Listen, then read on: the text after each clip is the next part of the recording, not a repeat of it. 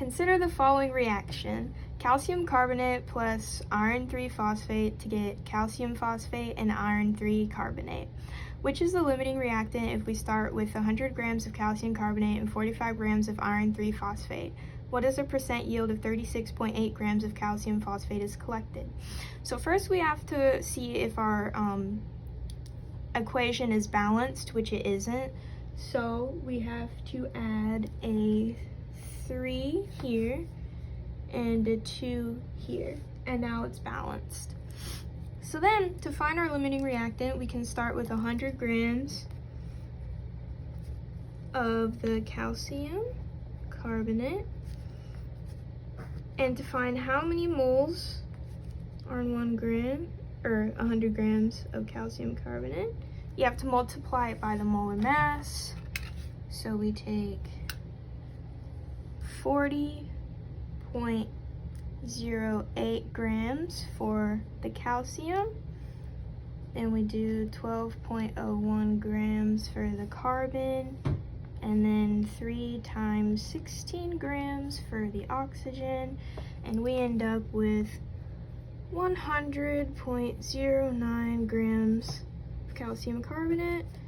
Then you have to multiply by the mole ratio, so for every 3 moles of calcium carbonate, there are 2 moles of the iron 3 phosphate. And then to find the grams of iron 3 phosphate, do 1 mole, and then you have to find the molar mass. So for iron, it's 55.85 plus your phosphate, which is 30.97, and then 4 times 16 grams for your oxygen. You get 150.82 grams for iron 3 phosphate.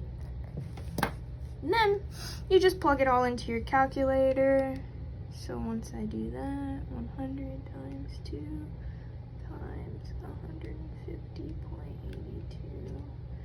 divided by 100.09 times 3, you get 100.46 grams of iron 3 phosphate. Now, since the problem says we only have 45 grams of iron 3 phosphate, our iron 3 phosphate would be our limiting reactant, but we can go ahead and start with iron 3 phosphate again, just to make sure. So if we want to do it again, we do 45 grams of the iron 3 phosphate, and then for every 1 mole, it would be 150.82 grams, and then that would be FePO4, and then it would be 2 moles for every 3 moles of calcium carbonate, and then in 1 mole of calcium carbonate there was 100.09 grams. Plug that into your calculator. 45 times 3 times 100.09.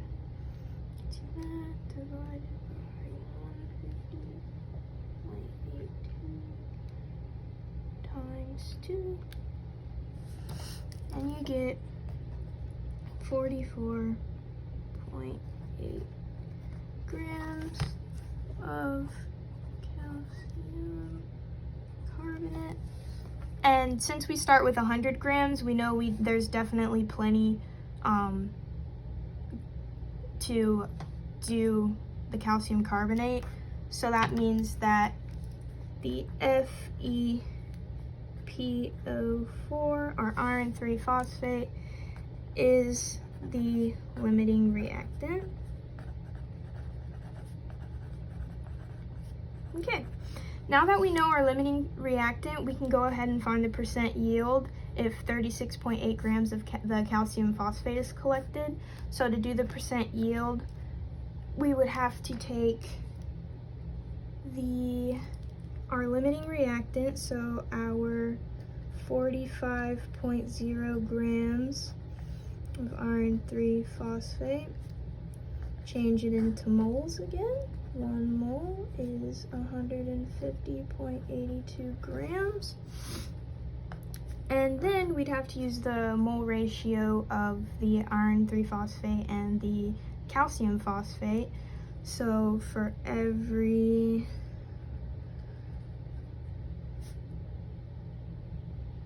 for every 2 moles of iron 3 phosphate, there is 1 mole of calcium phosphate. And then we have to multiply that by its molar mass, so it would be 3 times calcium, which is 40.08, plus 2 times the phosphate, which is 30.97, plus 8 times the 16 for oxygen, and we end up getting 310.18 grams of calcium phosphate. And then you can go ahead and plug that all into the calculator. So 45 times 310.18 divided by 150.82 times 2. And that gets us 46.27 grams of the calcium phosphate. So with the limiting reactant, this is the total amount that can be created in the reaction, but we only collected 36.8 grams. So to find the percent yield, you take the 36.8 grams, you put it over your total that could have been collected, so 46.27 grams. You multiply it by 100, put that into the calculator. 36.8 divided by 46.27 times 100. And since this has 3 significant figures, your answer will have 3 as well. It would be 79.5% yield.